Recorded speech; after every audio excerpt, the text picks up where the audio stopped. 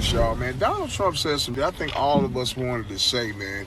Especially when people come here and get all the good graces of the United States of America, everything that their hearts and dreams and desires to get. But then you got people like Ilhan Omar and individuals that's from other countries who migrated here and became a congresswoman, whatever you are. You complain about how bad the U.S. is and how great your country is. Well, if it's so bad, then won't you take your ass back to Somalia? Like Donald Trump said, all y'all do is come over here and about how bad this country is. But I promise you, if we didn't open the door up for y'all asses, you'll probably be dead. So you mean to tell me you're gonna come here and scam the U.S. and send that shit back to your country using our welfare system to fund terrorists? And yes, y'all fund terrorists. They skim off the top. I mean, come on now. When the last time you heard somebody say, we booking a trip to Mogadishu? I mean, the same thing when I hear illegal immigrants come over here and demand rights. And it's so crazy that our leftists and young people are so brainwashed. Even black people on our side, they want to fight for these illegal immigrants. Bro, if you took your ass to Honduras or Colombia and did the shit that they do here, bro, your black ass wouldn't even make it. They would ship your ass right on off. It just defies logic, some of the stuff that I hear these people fight for, man. Bro, again, if the U.S. ain't shit, if the U.S. is so bad, if the U.S. is so racist, and you come from another country, like Donald Trump said, why don't you take your ass back home and fix that shit? You won't. I mean, we have the most blessed, generous nation in the world. But it's so crazy that people feel like they are entitled to it. No, you're not entitled to it. Especially like Donald Trump said today.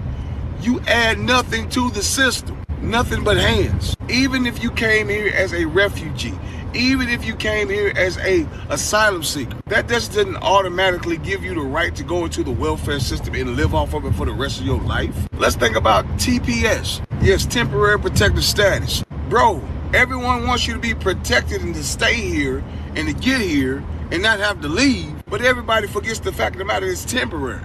Bro, the left, you want them to stay here. And when they get here, why would you want to work? If I give you the welfare teat and you can sit on it for the rest of your life, why would I want to go anywhere? Why would I want to thrive? Why would I want to work for anything? And it's crazy when we have veterans on the street. Honestly, sometimes in this world, I just believe I'm in a whole different world, man. Common sense means nothing. And that's why I'm attracted to Donald Trump, man. His logic, man. It's straightforward. It's not sugar-coated. It's not cut. It's telling the real ass shit that we really think, what you're afraid to say. And it resonates to those who work their ass off, those who love this country, those who put in the time, those that don't need nobody to tell them what they need to do or a hand up, those that didn't come from money, those who knows how to struggle and how to get up on their feet, those who bought that money to go get it. Bro, Donald Trump, keep talking your shit, bro, because me and millions of others, we feel what the hell you saying. Stop all the take your ass back home if you don't like it. I can't say that I disagree with anything that the brother said. I really can't. I want to start with you, Minister Danzel. I'll give you the first word. Go wherever you want to go with this. All right. Well, first of all, again, I think that it's important for us as Americans to understand that our country was not founded or set up to be the dumping pot for everybody in every other country. No, we were not intending to take care of everybody. There are rules and regulations that govern our immigration laws. And he is absolutely right. Minus the cursing, the brother is right on target. I've heard people criticize President Trump. He's not a Christian. He's not a born again Christian. He's not. But he's a president of the United States, and he's talking real. I don't like the way he expressed himself sometimes. But the fact of the matter is that if you're not coming over here to this country to submit yourself to our rules and regulations and to assimilate into our countries as American citizens, you shouldn't be here.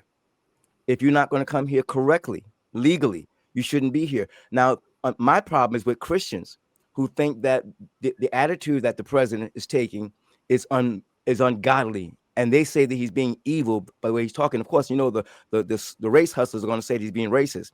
The fact of the matter is he's looking out for our country. You cannot let people come in here illegally and keep their culture, keep their views about worldviews, and function in our nation. What you have as a result of that is of hundreds of different nations within a nation with their own rules and regulations and laws. And you see this is what's happening in all of our cities around our United States. You got almost whole cities taken over by Muslims in Islam. My point is that if we didn't, and it's good that we have a president now that's standing up for American citizens, because for such a long time we've had people that we just let them come in and do what they want to do. So I think this is a great thing. I think that it's a good that a leader in our country is taking a stand against illegal occupation of our country. And I think that if we, it's going to be a problem resolving this. It's not going to be unresolved because of so many people that are in here. But I think that it's good that he's taking a stand to talk, at least trying to do something about it. I 100% agree with him, you know, minus the curse words. I agree with him 100%. I've said this over and over again. My family is from the Caribbean. And I was born and raised here in America. I was raised where, yes, we have a Trinidadian culture, but we came here. My grandparents, my parents, they assimilated. They love America. They will say they're Americans. I still remember my dad saying, don't try to practice that Caribbean accent. You live here, speak like how they speak. So we can even we would have like little slang Trini patois, and my dad would get on my sister in my case, do not do that. Do not do that at all. So we couldn't even do that. And it's not that you hate your Trini culture. No, but he was like, this is your country. This is our country.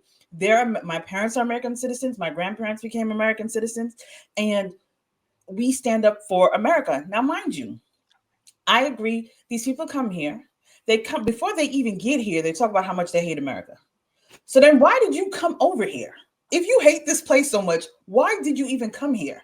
And please believe the same way you got here, the same way you can go back home. I don't understand why you come here and then want to complain. Go home.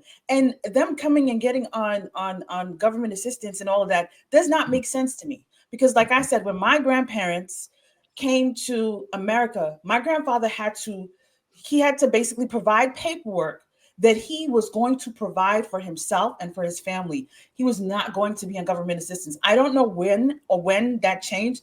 I will leave that to Celeste, AT, Minister, somebody to figure out when they changed that in the system. But that was a whole thing. You were not allowed to come here and just sit on the government assistance. You need to be here. If you're coming in here as a, let me say the word, legal immigrant, you need to be coming here and being able to stand on your own 2 feet and take care of your family and not be on government assistance. And I feel like we need to get back to that, because when you're here and you think you could just come in here with all your problems and you're not trying to work, you're taking up all of our systems. And then you see the foolishness that happened up there in Minneapolis, with all of the fraud going back to another country, allegedly. That's right. This is the problem. This is why, no, you can't come on our government assistance to come and grab, because like he said, there are veterans who are out there struggling. There are people that have children that do have disabilities. They can't even get the assistance that they need, that are American citizens. So there are American citizens that are suffering while y'all are eating up all of the benefits. Absolutely not. We need to get back to the way it used to be when my grandparents came to America. Explains why ICE is pushing up on the land, these terror cell organizations. Administration, 40,000 ISIS and Al Qaeda workers and soldiers infiltrated the border. We just seen Afghani shoot National Guard. In Chicago, they found an apartment filled with C4 explosives, fire department uniforms, and police officer uniforms. This ain't about the guys hanging outside the Home Depot or the 7-Eleven. Our sovereignty is under attack because the Islamic State has been named as a terror organization. That's going to trigger attacks. In the Quran, it says, kill the non-believers. That's right. We have 40,000 Somalis who was using the unemployment system to send money back to Al-Shabaab. The same group, I'm just out there negotiating the freedom of children. That's what's going on in our country. So people talking about defund the police, and they talking about, ISIS, all this. Man, bro, in our communities, you have terror cells operating. Point blank, period. 40,000 Chinese nationals crossed the border. Then what did they find? They found a sim farm in New York where they had the infrastructure to take out 200 million phone lines.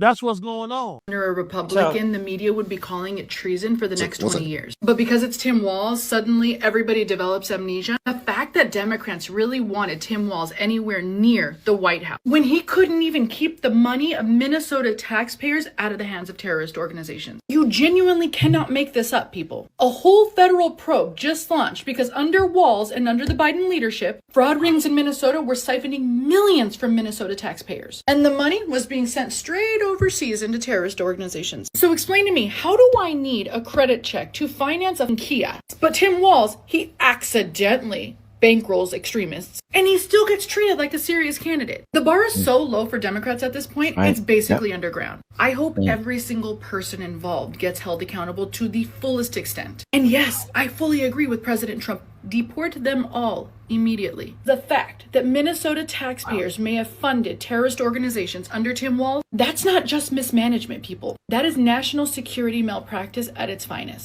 Well, there's so many places to go, but Yes. it starts with the first gentleman. And he's absolutely right. Deport them all, every single one of them, because we have a whole segment of the population in America that is not American citizens. They never will be American citizens, and they're balkanizing the country. They don't assimilate. They don't learn the language. They don't adopt our culture. And that is a recipe for disaster. And in the midst of that, the last two clips that you played are absolutely true. Remember, we had Tom Homan tell us that there were over 1 million identified national security threats that were led in by the Biden administration. Those are the ones they know about. They know of 1 million national security threats. Those are 1 million terrorists in our borders. It's over 100,000 Somalis that have emigrated to Minnesota, Minneapolis, 100,000. And they managed to perpetrate $1 billion in fraud. That doesn't include the 1.7 billion of personal money, which most of it was probably fraudulent anyway, but that they remitted to Somalia themselves. So you're talking about close to $3 billion that have been sent to Al-Shabaab or its functionaries in Somalia. It's absolutely egregious. And this did not happen by accident. This part that I'm trying to help people understand. This is not, it's not an oops. It's not incompetence. It's it's not simply malpractice. It is malfeasance at the highest level. Tim Walz wanted this to happen. In fact, prosecuted the whistleblowers. He went after them. As soon as they blew the whistle, he completely ignored the fraud and went after the whistleblowers. It's the same thing the Biden administration did. It wasn't an oops. They flew in 300,000 people a year from Venezuela, Nicaragua, Cuba, Honduras, and other places. They were known terrorists. They were known criminals. They were known mental asylum patients. They flew them directly into the country. No vetting, no nothing. They were brought here specifically as an army. Now you get to the Afghanistan problem.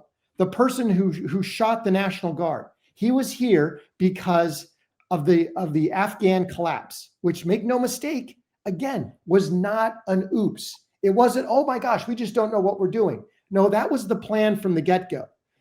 Ask yourself two questions. How does the United States give $80 billion to a known terrorist organization and completely bypass Congress where they would have to vote on it? Because you're not going to get the moderate Democrats to vote. Let's give $80 billion of military equipment to our enemies in the Taliban. No. That plan was twofold. One, we want to give $80 billion to our enemies, and we don't want Congress to have any say about it. And two, we want to create chaos so that we can bring in tens of thousands of unvetted migrants into our country. That's because for the longest time, our elected leaders, or a large percentage of them, have not been answering to the American public. They answer the globalist cabal of corruptocrats that want to do the same thing to America they are actively doing to Europe. When you look at the United Kingdom, when you look at France, when you look at Germany, their countries are all but lost. No argument for me on that, Chris. I actually heard that the number of just immigrants, illegal and legal, in our country right now is upwards of 100 million. That's just off some research that I have done over the past couple of days. They're saying that there were roughly, anywhere between 20 and 40 million illegals that came over just over the previous administration. We're not counting those that have already been here. And then you add the actual legal immigrants. They're saying that probably almost 1/3 of our population are either immigrant or illegal immigrant, And that which is a highly fundamental. Yes. Yeah, I mean, think about that. I mean, they've literally come in and fundamentally changed the demographic of the nation, and they've probably done it within the last 30 years or so, under the nose of the American people. And most Americans, we have our heads in the sand, and they have no idea that this has even happened. Celeste, I want to give you the next word on this. What are your thoughts? Okay, in Ann Coulter's book, Adios America, she talked about how in poll after poll, survey after survey, since at least around the 1980s, Americans have requested 500,000 a year in immigration. They wanted no more than a 500,000 a year. Americans believe that 500,000 a year, provided that they come under the criteria that Crystal talked about. You have a sponsor, you have a job, you have a place to live, you have a network in a community that you can assimilate to, that we could easily absorb that amount. What Chris is discussing is not unprecedented. We have never had free-flowing immigration until fairly recently. We used to close immigration, and for 20 years at a time, we did not allow large-scale numbers of people unless they were seriously seeking asylum from violence and from war-torn places, not this economic immigration that we're doing now. We just want to come here because you got more money and a better lifestyle. That's very different than I'm about to get my head chopped off. I need a place to go. But we closed our immigration until we needed a population of people for a specific industry or for workers. It was merit-based, and we thought of immigration as something that would be a utility for the American people. We did not think of the American people, immigration for the American people, to be a utility to the rest of the world. That is not our responsibility. That is not what we have been intended for. It is inappropriate. And the truth is, for 40 years, the American people have been begging their leaders to say, we don't want this. What is being exposed right now is the fact that our leaders in Congress and in the presidencies have known this and have told the American people to kick rocks with no socks. They do not care, because they have their own immigration agendas, and the people who fund their campaigns have their immigration agendas. So they are uninterested in our quality of life being diminished by this unfettered immigration. And to Minister Danzel's point about Christians, here is the truth for Christians. God equally loves all of the people that he created. And Christians have the responsibility to acknowledge that God equally loves all the people that he created. But God is not asking us to be reckless and to be foolish and to put ourselves in harm's way. I don't believe that is something that Christians should be undertaking. God forbid anybody and pastors and ministers be shepherding this idea, because asking us to roll over and put ourselves into harm's way and to be foolish is not an idea of Christianity. In fact, it is an idea of one world government, because that's who that serves. Absolutely. Not God, them. Absolutely. Outstanding. AT, I'll give you the last word on this. Yeah, I appreciate it. I was listening to, I'm going to kind of piggyback off of what Chris said, because it's such an important point that a lot of individuals, especially on the left and even on the right, don't know or don't accept. One, from Psalms, the wicked go down onto the realm of the dead. All the nations that forgot God.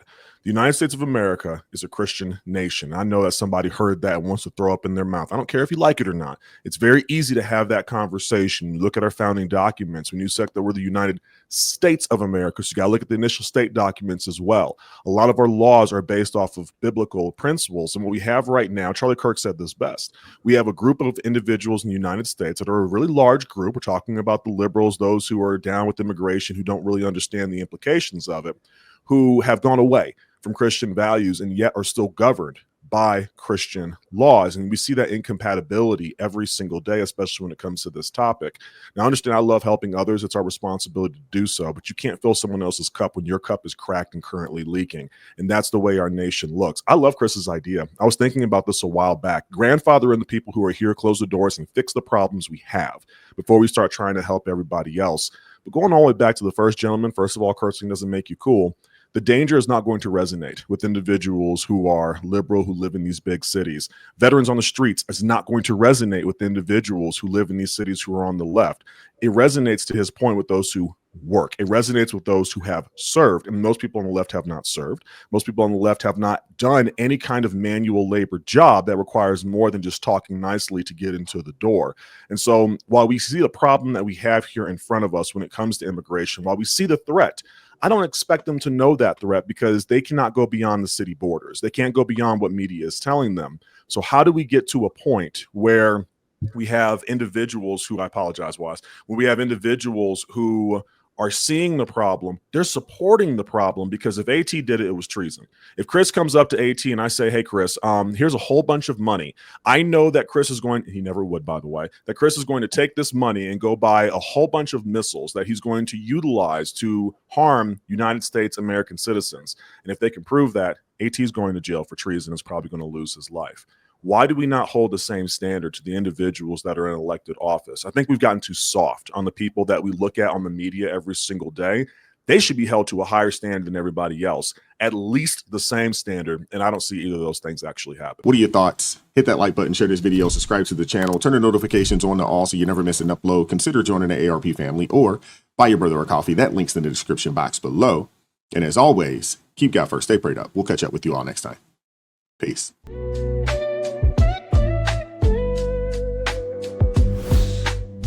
Vibes so raw, can't hide the truth. Words so sharp.